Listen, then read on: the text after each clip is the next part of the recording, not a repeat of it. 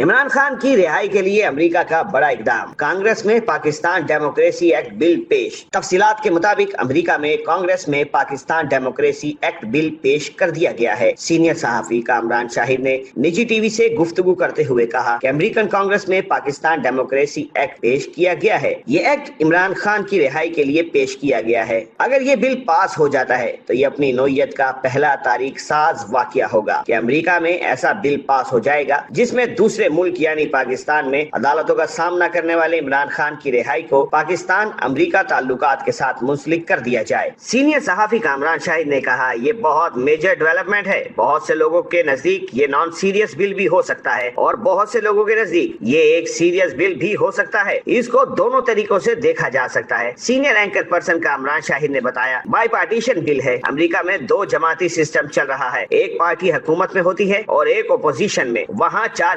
پارٹیاں نہیں ہوتی۔ اس بل میں حکومت اور اپوزیشن دونوں جماعتیں ایک پیج پر ہیں، کوئی اس کی مخالفت نہیں کر رہا۔ سینئر صحافی کا مزید کہنا تھا اگر یہ بل پاس ہو جاتا ہے تو اس بل کے تحت امریکی حکومت کو 180 دنوں میں یہ اقدامات کرنا ہوں گے کہ پاکستان میں سیاسی مخالف یعنی عمران خان کو رہا کیا جائے۔